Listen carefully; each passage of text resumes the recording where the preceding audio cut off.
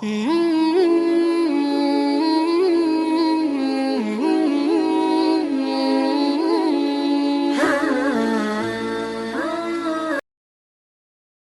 Muhammad Khalil.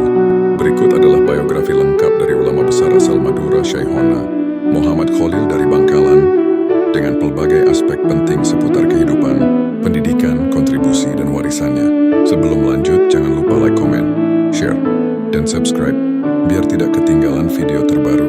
1. Identitas dan latar belakang. Nama lengkap beliau, Muhammad Khalil bin Abdul Latif. Tempat lahir, Kampung Pasar Senen atau Demangan, Kecamatan Kota, Kabupaten Bangkalan, Pulau Madura, Jawa Timur. Tanggal lahir, ada beberapa versi. 11 Jumadil Akhir Syawal 1225 Hijriah, bertepatan dengan 27 Januari 1820 Masehi. Versi lain tahun 1225 Hijriah 1835 Masehi. Karena variasi penanggalan lokal dan catatan, tanggal pasti bisa beda sedikit. Ayahnya Kiai Abdul Latif, seorang kiai di Bangkalan. Keturunan dilaporkan memiliki silsilah yang tersambung ke Sunan Gunung Jati melalui garis tertentu. 2. Pendidikan dan masa santri. Beliau menempuh pendidikan agama secara panjang dan mendalam, dari Madura ke Jawa hingga ke Mekah. Awal pendidikan agama bersama ayahnya dan lingkungan pesantren lokal. Mondok di beberapa pesantren besar. Pesantren Langitan Tuban, Pesantren Canggaan Bangil Pasuruan, Pesantren Kebun Candi Pasuruan, Salafiyah Syafi'iyah Banyuwangi, ke Mekah. Beliau dikabarkan menempuh pengajian di Mekah selama kurang lebih 4 tahun, berguru ke tokoh ulama di sana seperti Syekh Nawawi Al-Bantani.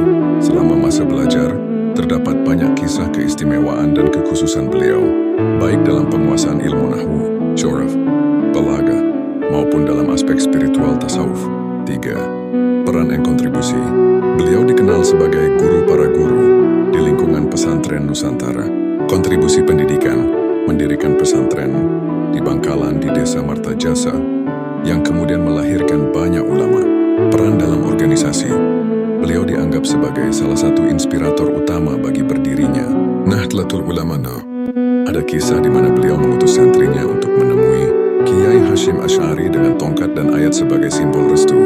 Warisan tulisan. Beliau juga menulis kitab-kitab berbahasa Arab dan lokal yang menjadi rujukan dalam dunia, pesantren di Madura maupun Jawa. Sosial dan nasional. Usulan-pengusulan gelar pahlawan nasional untuk beliau dikarenakan kontribusinya dalam pendidikan dan perjuangan keagamaan. 4. Akhir hayat dan makam.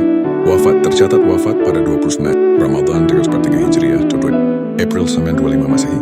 Tempat pemakaman, Desa Martajasa, Kecamatan Kota Bangkalan, Kabupaten Bangkalan, Madura. Makam beliau hingga kini menjadi tempat ziarah rutin banyak orang, baik dari Madura maupun luar daerah. 5. Ciri keilmuan dan karakter. Penguasaan ilmu nahwu, syaraf, balaghah, fiqih, serta aspek metafisik di tasawuf. Karakter kehormatan, rendah hati, zuhud, fokus pada dakwah dan pendidikan. Bukan hanya pada kedudukan, jaringan spiritual. Terhubung dengan salaf pesantren di Jawa dan Mekah, serta banyak santri beliau menjadi ulama besar di Indonesia. 6. Warisan dan signifikansi. Di Madura, khususnya Bangkalan, beliau adalah tokoh sentral dalam tradisi pesantren dan tasawuf. Nama beliau diabadikan dalam berbagai lembaga pondok, pesantren, dan institusi pendidikan. Makamnya sebagai situs spiritual dan budaya, aktif menjadi tujuan peziarah. Warisan pemikiran, menekankan Ahlus Sunnah wal Jamaah, pendidikan pesantren, dan keterkaitan antara spiritualitas dengan perjuangan sosial keagamaan.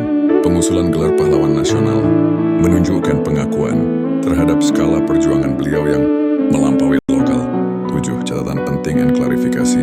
Terdapat perbedaan versi mengenai tanggal lahir beliau, 1820 atau 1835. Foto asli beliau cukup langka, dan ada isu kekeliruan identitas foto yang beredar di internet.